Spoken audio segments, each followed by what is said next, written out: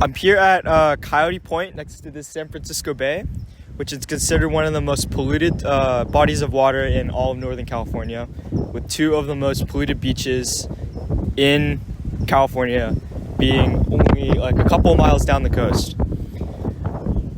According to the EPA, throughout the San Francisco Bay, state water quality standards are exceeded for pesticides, invasive species, mercury, and other toxic substances.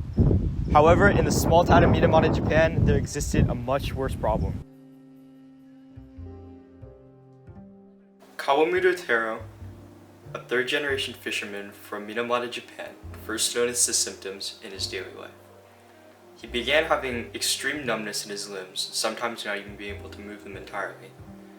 And soon, his daughter Emily started exhibiting similar symptoms, like convulsions and seizures.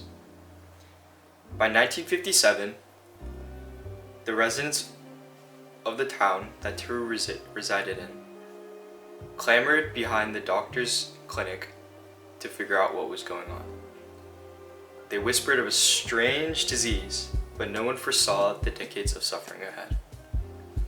Victims like Teru experienced loss of motor control such as the dancing cat tremors, paresthesia or numbness in the limbs, speech impairment and slurred words and dementia-like confusion, and cognitive deformities with babies being born to poisoned mothers having cerebral palsy-like symptoms as well as birth defects. By 1959, entire fishing villages along the Shiranui coast were affected. Families who relied on shellfish and fish showed the worst symptoms. Kumamoto University researchers, led by Dr. Hajime Hosawaka, identified the cause. Fish mercury levels had reached 50 parts per million, with the WHO safe limit being a measly 0.4 parts per million. Cats were the early victims.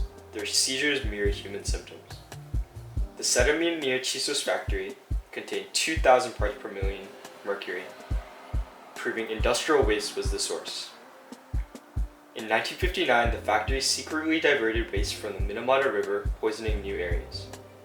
After pressure from the locals, as well as the Japanese government to purify the wastewater, the cyclator system was installed. However, it failed because, firstly, mercury's high density resisted vortex separation, as well as liquid mercury corroding valves and sensors, leaking back into the bay. No mercury reduction was recorded as a result of this.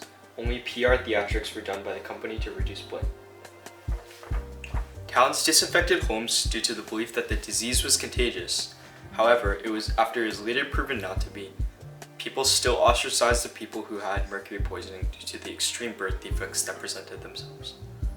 Fishing bans crippled the livelihoods and destroyed the local economy, as fishing villages and surrounding areas were heavily reliant on fishing as a main source of income. In 1969, the Chiso Corp was forced to pay 20 million yen, or roughly 100 to 200,000 US dollars, respectively, per victim, a nominal amount that further ostracized the people in the village. In 1973, the Mutual Aid Society created to fight the prejudices and to enact laws that protected the people of the village, pressured Japan to enact the compensation law. Over 10,000 people were denied compensation, as well as tens of other thousands of people were undercompensated for the pain and suffering by the Chiso Corp. The Mutual Aid Society still fights for full recognition, proving environmental disasters are never just local problems. The tragedy of the Minamata disease is not just a historical footnote, it is an alarm for our present and future. The decades-long suffering of the Kawamoto Terudo family and thousands of others was not an unavoidable disaster. It was the direct result of corporate negligence and proving that a system valued profit over human life. Now we must act, not only to remember the victims, but to ensure this event never happens again. Firstly, we should demand corporate accountability. The Chiso Corporation knew its waste was poisoning Minamata Bay as early as 1956, yet it kept dumping mercury for years, shifting discharge pipes to avoid scrutiny. We must push for stricter international regulations to criminalize the industry cover-ups of pollution and ensure corporations cannot hide behind subsidiaries to avoid liability. We also need to fight against greenwashing, like Chiso's fake cyclator purification system designed only to pacify critics. Secondly, we need to fight for environmental justice. Mercury just doesn't disappear. It has one of the longest half-lives of any chemical in the sea and stays in the food chain for as long as the fish eat each other.